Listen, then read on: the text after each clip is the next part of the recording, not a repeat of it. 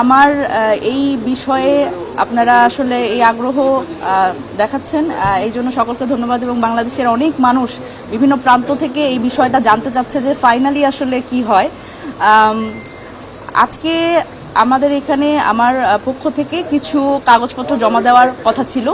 সেই কাগজপত্র জমা দেওয়ার পরে যেই কাগজপত্রগুলো বাকি ছিল কমিশনের রিটার্নিং কর্মকর্তার পক্ষ থেকে চাওয়া হয়েছিল, সেই কাগজপত্র আমরা জমা দিই এবং এর পরবর্তীতে তো তাদের পক্ষ থেকে এটি বাতিল ঘোষণা করে। তো এই বিষয়ে আমার বক্তব্য হচ্ছে, প্রথমত আমি যেই চাকরিটা করতাম ব্যাংকে, বাংলাদেশ কৃষি ব্যাংকের 10ম গ্রেডের একজন কর্মকর্তা ছিলাম আমি।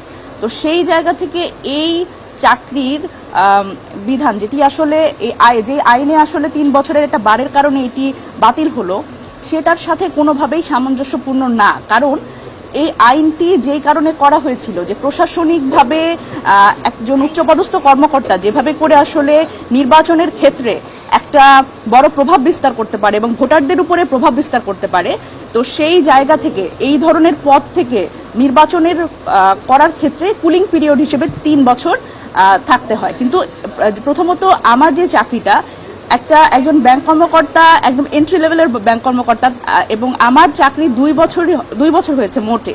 তো আমার যে চাকরি 2 বছর, আমি 3 বছরের কুলিং পিরিয়ড যদি আবার চাওয়া হয়, এবং সেই ক্ষেত্রে আবার আপনারা যদি বলেন যে তরুণরা কেন রাজনীতিতে আসে না এবং তরুণদের ভয়েস আমরা সংসদে দেখতে চাই, তো সেই জায়গায় আসলে একটা বড় অসামঞ্জস্যতা আমরা লক্ষ্য করি। এবং এই ক্ষেত্রে আমি যেটা বলতে চাই সেটা হচ্ছে, এই ধরনের আইন, আমি আইনের প্রতি শ্রদ্ধা রেখেই বলছি, এই ধরনের আইন আসলে যেহেতু এটা সংরক্ষিত নারী আসনের ক্ষেত্রে আমার এই প্রতিদ্বন্দ্বিতাটা, তো এখানে তো আসলে কোনো প্রতিদ্বন্দ্বী নাই এবং এখানে ভোটার হিসেবে যারা আছে তারা তো আসলে 300 জন সংসদ সদস্য।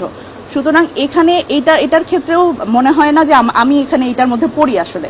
তো সেই জায়গা থেকে প্রতিবন্ধকতা, হ্যাঁ, এটা আসলে আমি যেটা মনে করি সেটা হচ্ছে যে সংরক্ষিত নারী আসনের যে একটা উদ্দেশ্য, যে নারীদের সংসদে প্রতিনিধিত্ব বাড়ানো এবং তাদের ভয়েসটা রেজ করা, তো সেই ক্ষেত্রে আমার মনে হয় যে যেই নারীরা আসলে মধ্যবিত্ত পরিবার থেকে আসা, যেই নারীদের আসলে পলিটিক্যাল কোনো ব্যাকআপ নাই, বাবা বা ভাইয়ের সহযোগিতা নাই রাজনৈতিকভাবে, তো সেই মধ্যবিত্ত যে নারীরা আছে যারা আসলে সমাজে প্রতিষ্ঠিত কিন্তু আসলে খুবই ছোট বলতে নিম্নপদস্থ আসলে চাকরি, ফলে এই ধরনের যখন আইনটা তাদের সংসদে যাওয়ার ক্ষেত্রে একটা বার ক্রিয়েট করে, তো আমার মনে হয় যে সেটি নারী রাজনৈতিক ক্ষমতায়নের জন্য একটা বড় বাধা।